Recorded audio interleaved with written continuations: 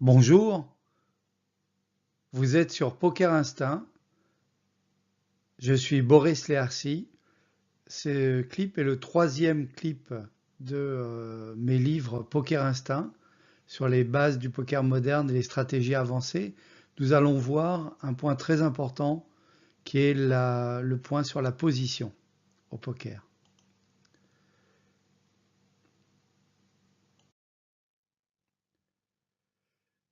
Nous avons vu que la position influençait essentiellement les mains de départ.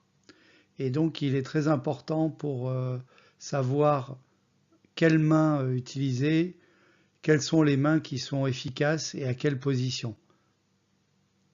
Les 169 mains de départ sont de la plus forte à 9 joueurs, également à 6 joueurs, les As, American Airlines. Et lorsque vous voyez dans le tableau un S, ça veut dire suited ou en français assorti, ou O comme off-suite, c'est-à-dire dépareillé. Vous noterez que les mains intéressantes à jouer sont toutes dans la première partie du tableau. Vous noterez également que les mains tricky comme Roi-Dame assorti, Roi-Valet assorti, Roi-Dame, Roi-Valet, Dame-Valet, As-10, Roi-10, etc. sont exclues des mains en gras, donc des bonnes mains, alors qu'elles figurent pourtant en bonne position dans le tableau. Ceci est dû au fait qu'on est souvent battu par un meilleur kicker ou sont des mains qui peuvent être dominées dans pas mal de situations. Les paires sont privilégiées au contraire, ainsi que les As avec un kicker assorti. Les paires parce qu'elles peuvent générer un brelan au flop ou ensuite, et les As avec un kicker assorti parce qu'elles peuvent générer la flush max, la couleur maximum. Quel est l'avantage de ne jouer que ces mains de départ en mode serré? Eh bien, vous allez éviter des confrontations perdues d'avance et qui vous feront perdre vos jetons dans des situations délicates. Primo, ça va faciliter votre prise de décision. Secondo, vous allez vous créer une réputation de joueur serré. Dans un deuxième temps, si vous élargissez vos mains de départ, les autres joueurs, surtout si vous avez montré de grosses mains à l'abattage, au showdown, donneront du crédit à vos mises, comme si vous continuiez à miser uniquement avec des grosses cartes.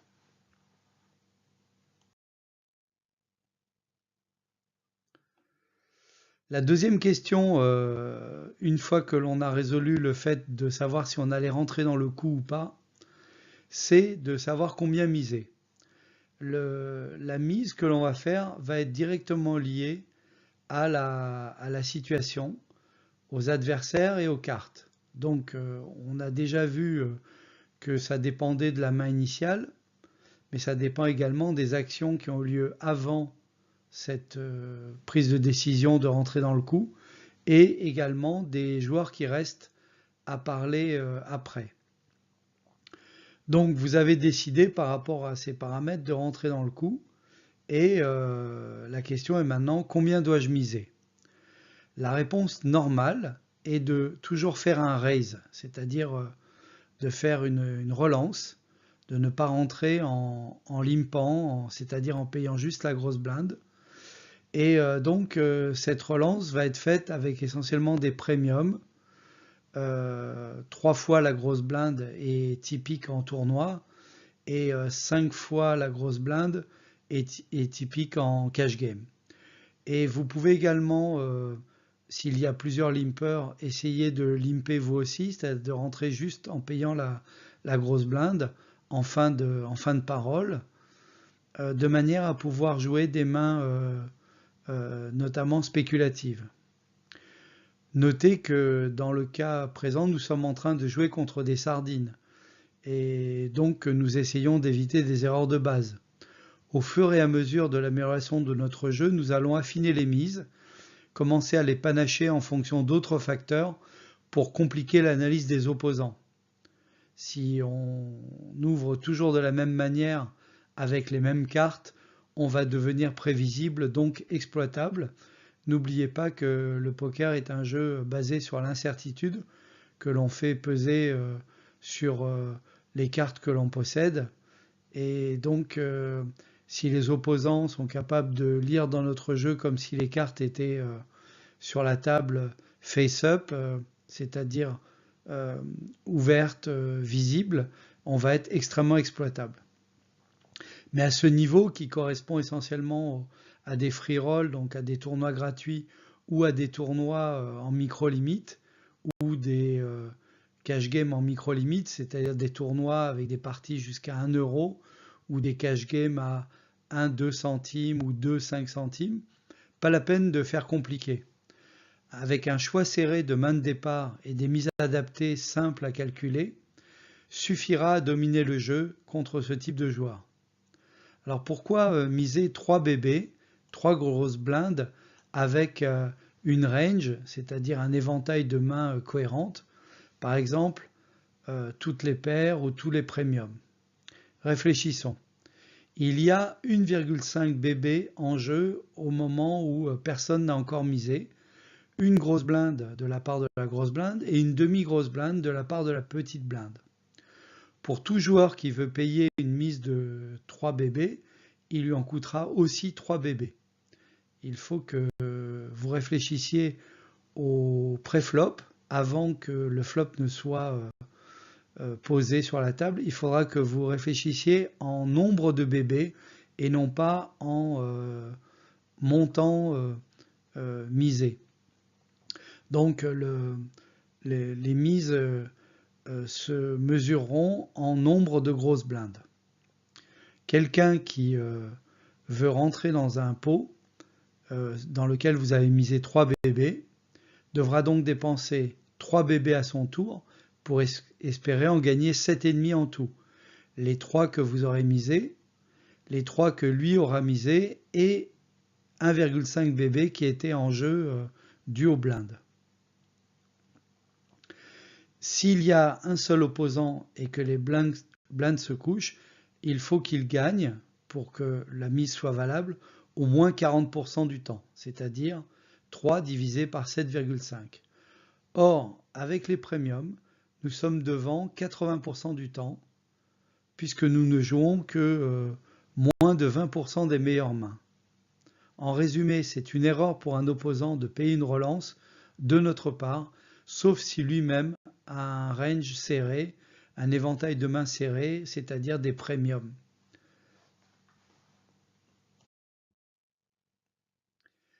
Par exemple, dans 7-2 contre As-Dame, 7-2 a quand même une chance sur 3 de gagner, c'est-à-dire 33% de gagner.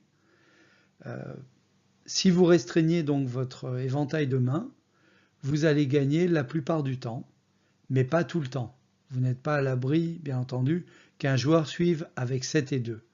Sauf que, sur le long terme, il sera battu la plupart du temps.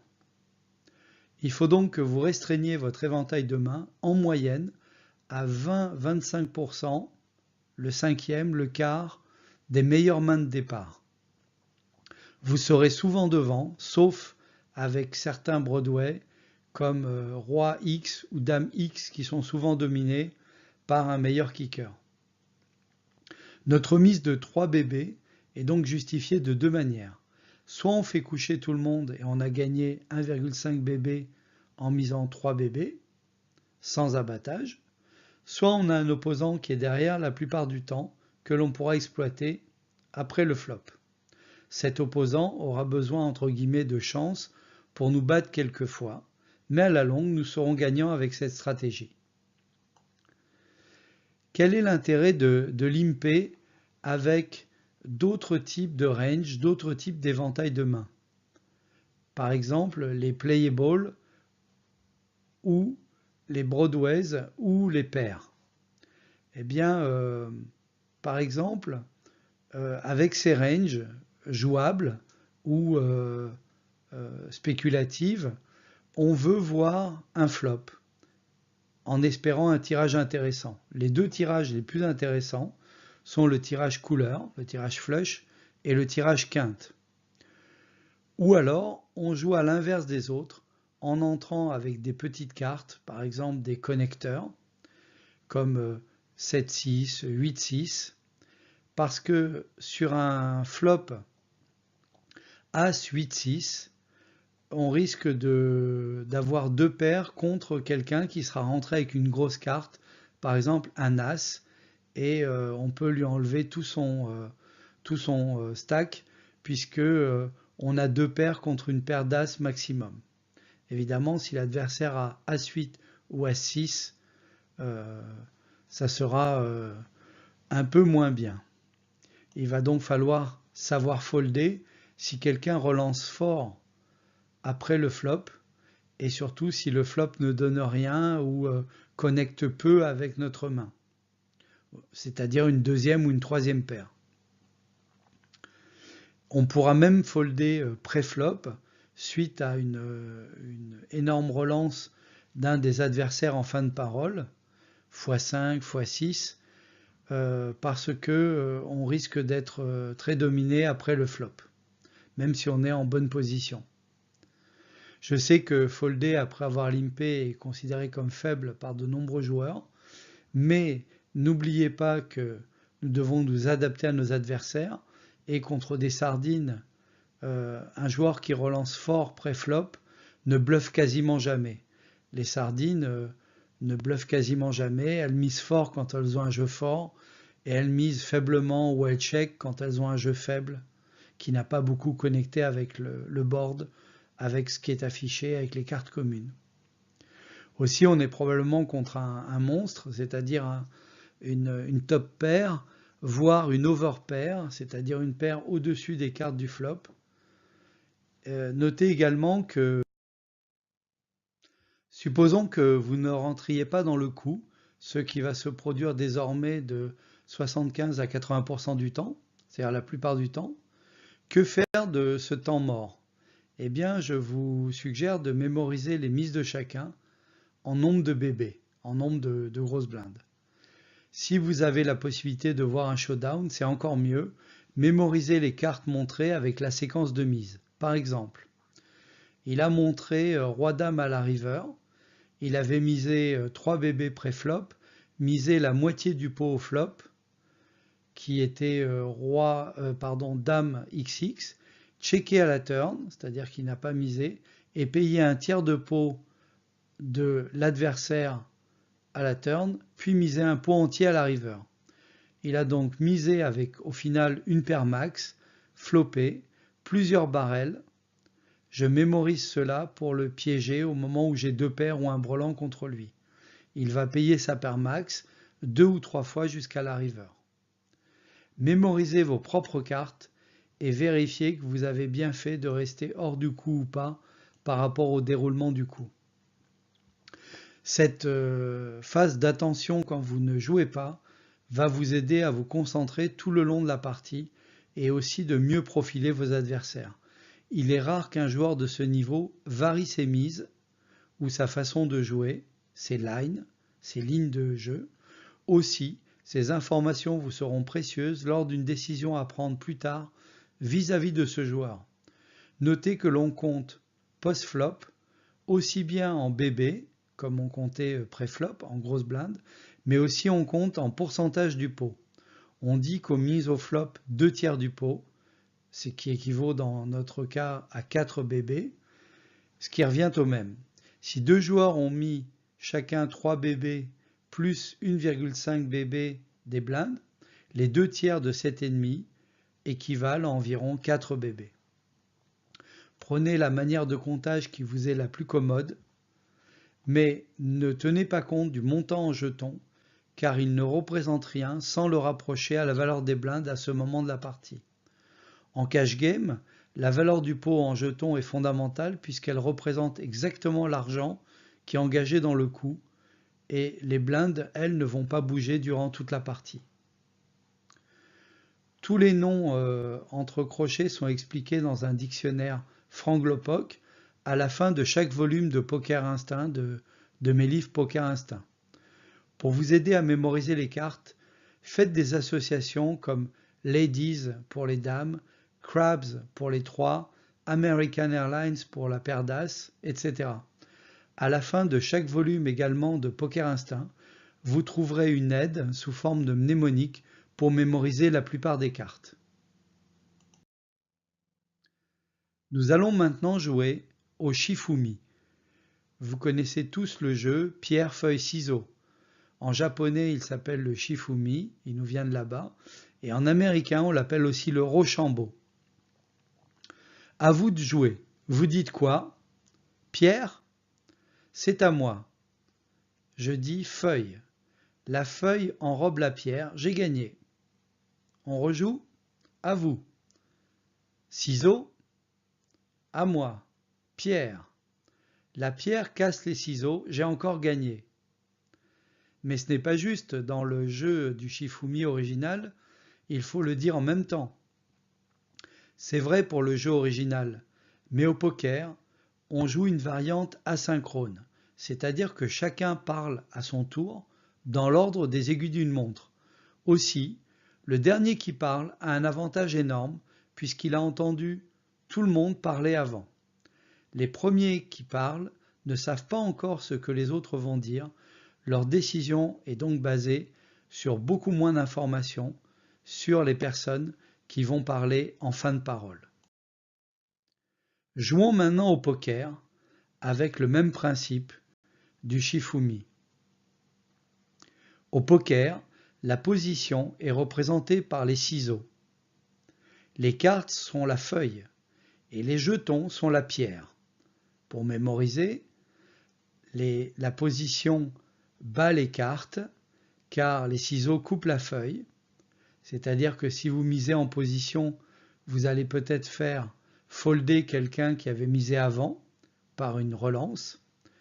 Et les jetons battent la position, cassent les ciseaux, parce que si quelqu'un mise fort, vous avez beau avoir la position, vous allez devoir lâcher l'affaire par rapport à une grosse mise. Et les cartes finalement battent les jetons, parce qu'au showdown, c'est celui qui a les meilleures cartes qui l'emporte. On a donc au poker un système circulaire qui a été mis au point par Arnold Snyder, et ce système circulaire fait que les trois éléments fondamentaux de la prise de décision sont la position, les cartes et les stacks, c'est-à-dire le montant en jetons dont on dispose. Vous ferez remarquer justement que les autres joueurs n'annoncent pas G, Roi, Valet en termes de cartes ou 7 et 2 en termes de cartes et ne disent pas le montant s'il correspond vraiment à leur jeu ou pas du tout.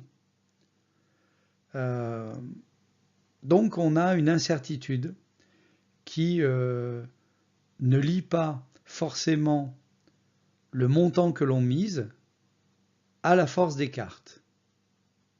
C'est vrai, mais la plupart des joueurs à ce niveau-là annoncent clairement le jeu en misant proportionnellement à leurs cartes. Exemple, ils vont relancer car ils ont des premiums, ou ils vont limper car ils ont un as avec un kicker assorti ou une petite paire, voire un connecteur. Aussi, toutes les mises des opposants qui parlent avant vous vont éclairer votre propre décision. Si quelqu'un mise avant vous en ouvrant par exemple de 3 bébés et que vous avez une premium, vous allez par exemple sur-relancer en ce qu'on appelle en 3 bêtes. Quelqu'un mise 3 bébés en début de parole, vous allez miser 3 fois sa mise, c'est-à-dire 9 bébés. Cette sur-relance va clairement indiquer que vous avez un jeu très fort. Si vous avez une main jouable, voire spéculative, vous allez juste limper, c'est-à-dire payer la mise de une bébé, ou bien vous allez juste payer la relance initiale d'un joueur avant vous de 3 bébés, car vous allez bénéficier d'une meilleure position pendant toute la suite du coup. une fois que le flop sera affiché, vous allez pouvoir ainsi parler après lui et bénéficier des ciseaux de la position. Toutes les positions pré-flop seront les mêmes post-flop, c'est-à-dire une fois que le flop sera affiché, sauf deux, la small blind et la big blind. Nous allons donc voir l'intérêt de chaque position à la table de poker.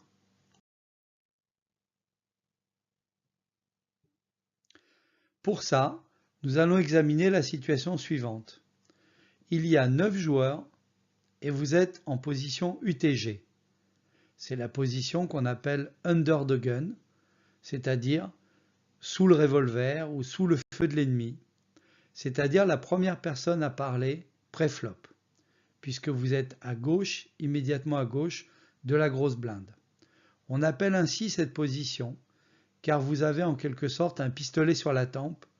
Vous êtes le premier à parler, personne n'a parlé avant vous, donc vous n'avez aucune indication sur les actions de tous les autres joueurs. Que faites-vous avec roi-valet? Fold, vous vous couchez. Limp, vous payez juste la grosse blinde. Ou raise, vous faites une relance de plusieurs grosses blindes, au moins 2.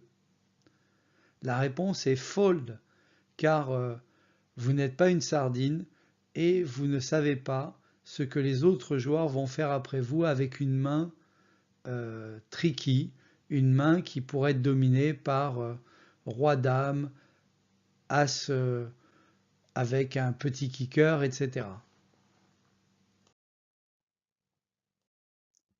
Prenons un autre exemple, un peu plus complexe. Vous êtes toujours le premier à miser, UTG donc, et vous avez AK en main, As-Roi. Vous misez 6 bébés lorsque vous êtes au flop, un flop magnifique pour vous puisque vous avez top pair, top kicker, meilleur pair, meilleur kicker, avec un flop As-7-3, rainbow, c'est-à-dire aucune carte de la même couleur. Vous misez 6 bébés, c'est-à-dire à peu près les 2/3 du pot actuel de 9 bébés, car vous avez la paire max. C'est à l'adversaire de jouer. Il fait all-in. Ah bon? C'est quoi cette mise de maniaque? Je vais le punir en payant instantanément son geste inconsidéré. On montre les cartes, puisque les deux adversaires sont à tapis, et il n'y a pas d'autre adversaire, et l'adversaire montre 2-7, ce qui lui fait un brelan flopé. Il avait attrapé un brelan au flop. L'adversaire parlait après, il a pu ainsi vous piéger. Et ensuite, ça a déclenché une réaction de votre part. Comment ça, il me fait all-in, j'ai top pair, top kicker. Si l'adversaire devait parler et miser en premier, rien ne prouve que vous aurez payé son all-in. Vous auriez peut-être payé une mise plus faible pour voir le turn et la river. Mais certainement pas un all-in. Vous seriez dit, il a probablement mieux que moi. Examinons précisément une table de 9 joueurs et apprécions les positions respectives. Le dernier qui parle pré-flop est la BB, la grosse blinde. Notez BB. L'avant-dernier, la SB, ou small blind en anglais, juste avant le bouton, qu'on appelle aussi le dealer, parce qu'en général, en live, on a un rond avec marqué un D dessus en face de soi, quand c'est à soi de distribuer les cartes. Et donc le dernier qui va parler une fois que le flop sera distribué, cette fois-ci sera le bouton, alors que le premier à parler devient la petite blinde, la small blind, et puis ensuite la big blind, la grosse blinde. Autrement dit, la meilleure position sur une table est le bouton, puisqu'il parle presque en dernier pré-flop et sûrement en dernier post-flop. alors que l'une des pires positions est UTG, under the gun, puisqu'on parle en premier pré-flop et quasiment en premier post-flop. Une autre position terrible est la small blind, la petite blinde, puisqu'une personne seulement va parler après soi pré-flop, la grosse blinde, et on a déjà engagé une demi-bébé. Et post-flop, on sera le premier à parler, et ceci pendant tout le coup jusqu'à la fin, c'est-à-dire au flop, au turn et à la rivière. Imaginons que sur une table de 9 joueurs, on donne 9 points à la position qui parle en dernier, c'est-à-dire la meilleure, et 1 point à la position qui parle en premier. Cela nous donne pré-flop et post-flop le comptage suivant. Clairement, le meilleur score et la meilleure position, c'est le bouton, puisque le bouton a 7 points pré-flop et 9 points post-flop, ce qui donne 16 points.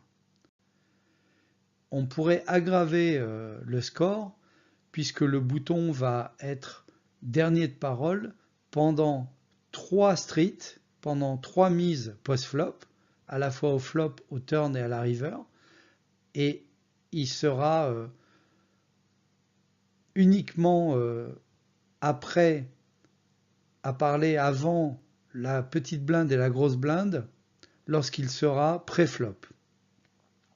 Donc on pourrait ajouter encore plus de points pour toutes les comptages post-flop. Mais on va présumer qu'on a une action pré-flop et une action post-flop en position. Auquel cas on voit que le cut-off, c'est-à-dire la position immédiatement à la droite du bouton, est une bonne position également. C'est la position de celui qui en live coupe le paquet pour que le dealer le distribue. Avec 14 points. On a également avec 12 points la position hijack, c'est-à-dire la position qui est immédiatement à droite du cut-off.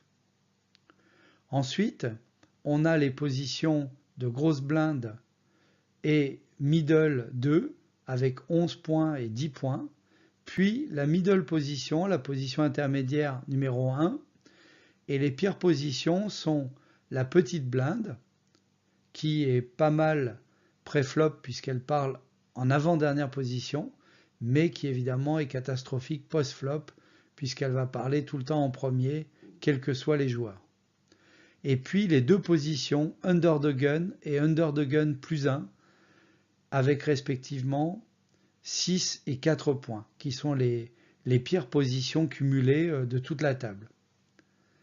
Il faut donc éviter de rentrer dans un coup dans ces positions, à moins d'avoir vraiment des fortes cartes. Et même dans ce cas-là, il faudra se méfier. Les règles de base de la position sont donc de jouer serré dans les premières positions et de desserrer son jeu dans les positions de type bouton cut-off. En anglais, on dit play solid in the front and loose in the back. Plus on parle tôt dans un coup, plus on doit entrer avec des cartes fortes, en misant fort. Et si possible, éviter le post-flop hors de position, c'est-à-dire en étant le premier à parler parmi les adversaires.